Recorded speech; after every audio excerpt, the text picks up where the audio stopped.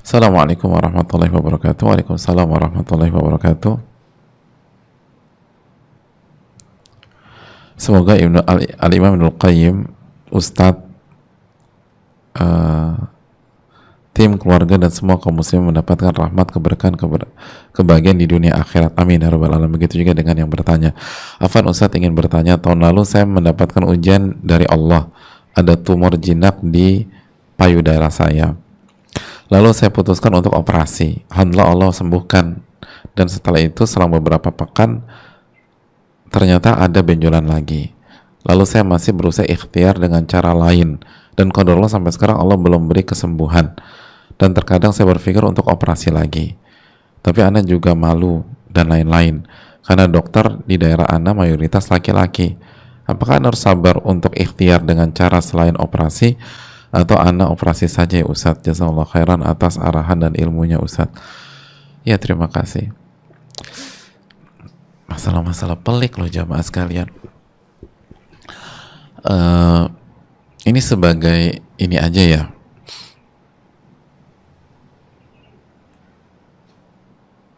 tukar pikiran. Yang pertama, hanya Allah yang paling tahu pengobatan yang terbaik buat kita. Hanya Allah. Maka keputusan serahkan kepada Allah dengan cara mendekat kepada Allah. Karena hadirin sekalian, saat kita sakit atau orang terdekat kita sakit dan sakitnya serius, salah satu masalah yang sangat urgent adalah menentukan pengobatan yang kita pilih. Dan pada saat itu ada banyak pihak yang memberikan masukan yang berbeda-beda karena mereka sayang sama kita. Namun itu membuat kita semakin bingung dan bingung. Pakai ini aja, Mbak. Enggak, pakai ini. Terus semua kasih testimoni lagi. Aku itu pernah ngalamin yang Mbak alamin. Dan aku pakai ini. Alhamdulillah Allah sembuhkan. Nanti ada lagi. Bun, aku tahu dokter. Kakakku itu persis seperti kamu.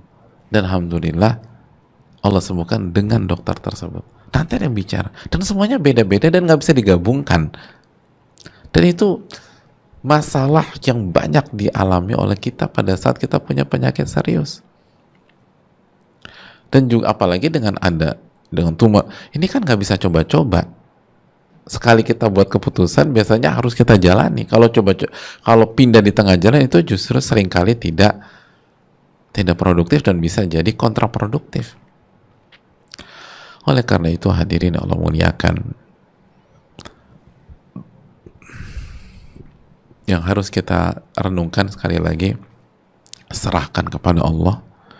Lalu yang kedua, camkan bahwa jangan fanatik dalam dunia pengobatan. Kata sebagian para ulama kita, ada penyakit yang Allah sembuhkan melalui habata sauda. Ada penyakit yang Allah sembuhkan melalui bekam. Jadi ada orang yang Allah sembuhkan melalui habata sauda. Ada orang yang Allah sembuhkan melalui, mungkin lebih tepatnya itu ya, melalui bekam. Ada orang yang Allah sembuhkan melalui madu. Ada orang yang Allah sembuhkan melalui kistul hindi misalnya. Ada orang yang Allah sembuhkan melalui operasi. Ada orang yang Allah nggak sembuhkan ketika mengalami sebuah penyakit. Bukankah Nabi SAW wafat karena beliau sakit, jamaah sekalian? Itu kan hikmah dari Allah SWT. Dan apakah Nabi gagal? Gak gagal.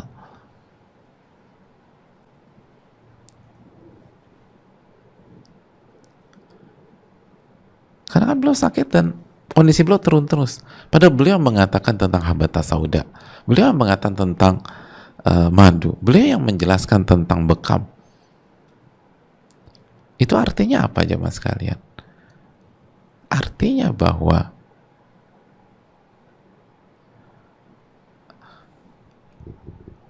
semua itu hak Allah Subhanahu wa Ta'ala. Dan tugas kita untuk menjalankan tugas kita semaksimal mungkin. Dan jangan fanatik dengan satupun.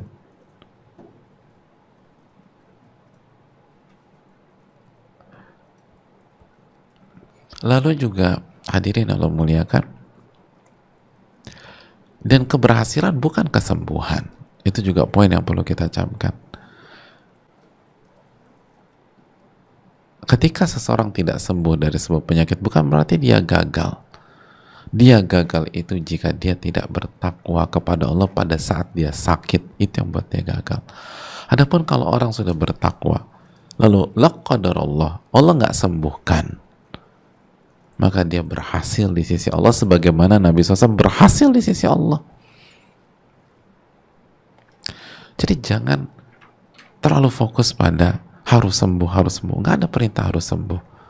Perintah tuh harus bertakwa. Ittaqillah haitsu ma kunta. Bertakwalah kepada Allah dimanapun dan kapanpun. Itu poin.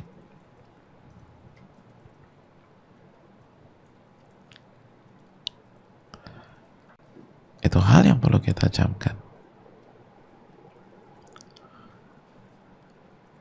Dan kita berobat itu dalam rangka ikhtiar jamaah. Akhdul asbab, karena Allah yang perintahkan kita untuk berikhtiar. Jadi kita berobat semaksimal mungkin dalam rangka berikhtiar dan menjalankan perintah Allah. Adapun sembuh atau tidak, itu urusan Allah. Urusan Allah. Dan Allah paling tahu yang terbaik buat kita.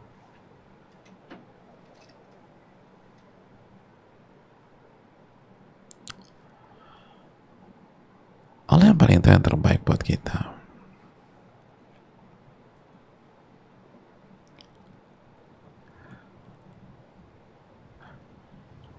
Lalu sebagaimana kita katakan tadi, berusahalah menjalankan perintah dan larangan Allah.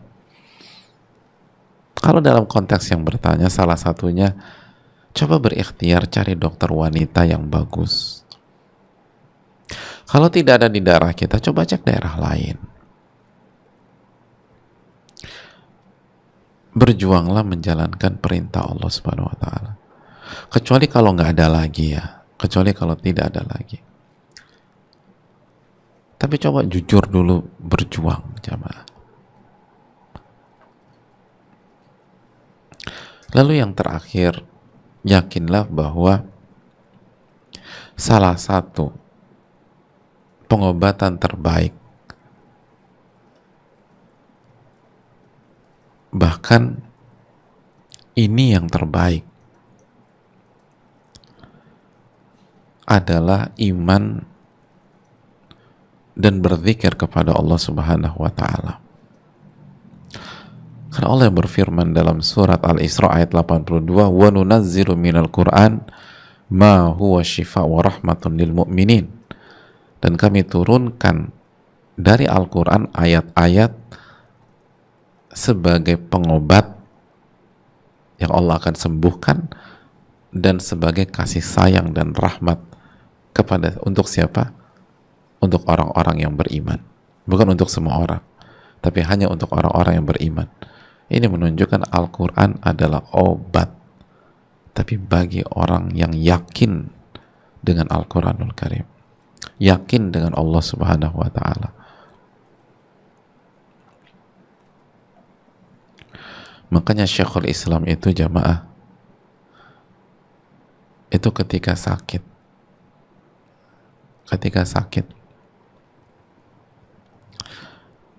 beliau itu memilih untuk apa? Untuk belajar, bukan untuk libur, belajar. Dan beliau sampaikan, justru dengan berinteraksi dengan firman-firman Allah, ayat-ayat Allah.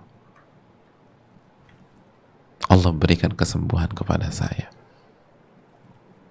Dan ini bukan sugesti, ini ayat, ini wahyu. Wa nunazzilu minal Qur'an ma huwa shifa wa rahmatun lil mu'minin. Dan kami turunkan dari Al-Quran ayat-ayat yang akan menjadi obat dan rahmat bagi orang-orang yang beriman, orang-orang yang yakin. Tapi jadi masalah, seyakin apa kita dengan ayat-ayat itu? Yang jadi pertanyaan adalah, seyakin apa kita dengan Allah Subhanahu wa taala ketika Allah berfirman dengan ayat ini?